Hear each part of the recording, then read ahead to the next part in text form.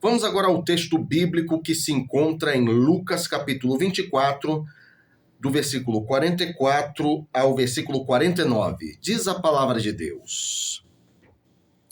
E disse-lhes: São estas as palavras que vos disse estando ainda convosco, que convinha que se cumprisse tudo o que de mim estava escrito na lei de Moisés, nos profetas e nos salmos.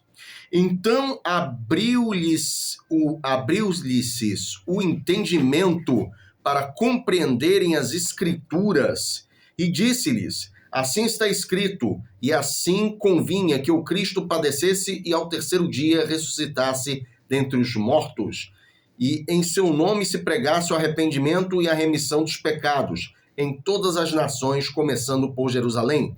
E destas coisas sois vós testemunhas, e eis que sobre vós envio a promessa de meu Pai. Ficai, porém, na cidade de Jerusalém, até que do alto sejais revestido de poder.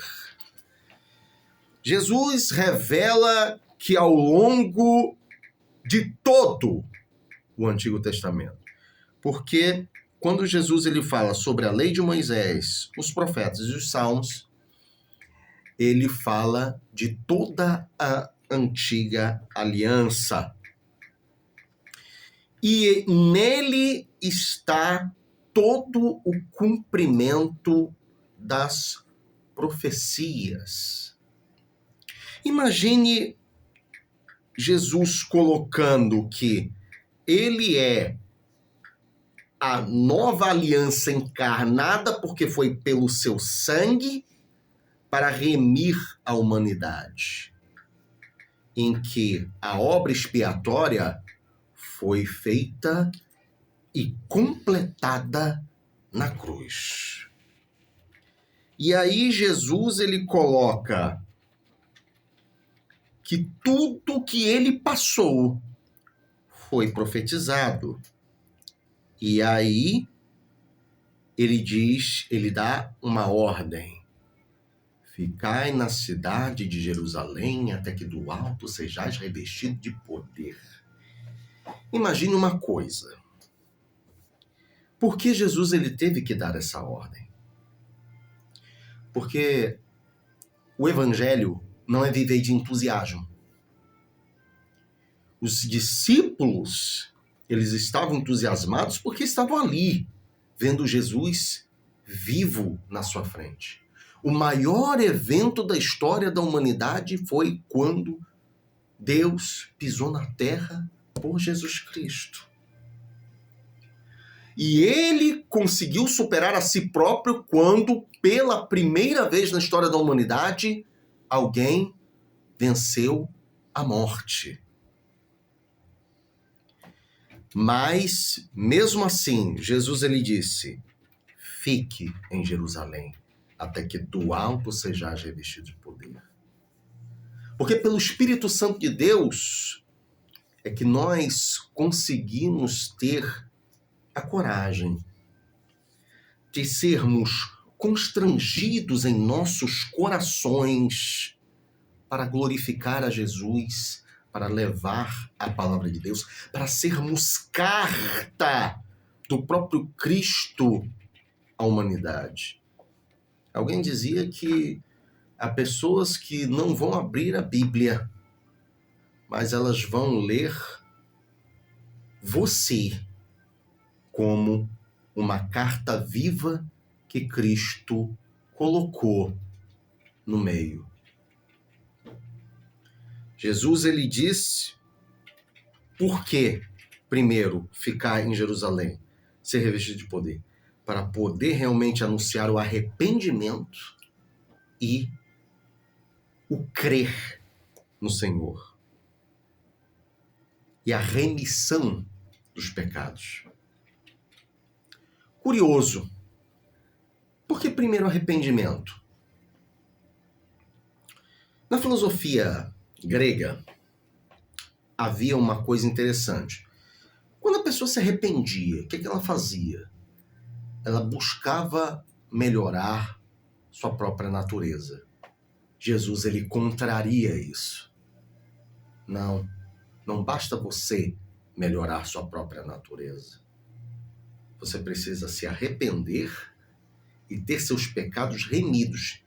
E você precisa fazer isso crendo na pessoa de Jesus Cristo.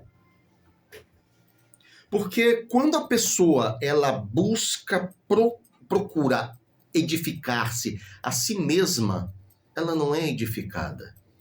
Por mais que ela consiga apresentar frutos de piedade, mas é apenas, infelizmente, como diz Paulo em Colossenses capítulo 2, para a satisfação da própria carne.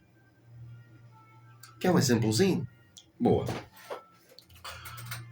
O cidadão está ali e ama, né, e faz aquela boa obra para aquela pessoa. Ok? Só que ele faz com que sentido isso? Boas obras são importantes para a sociedade? É. Mas e a pessoa? Ela faz isso para quê?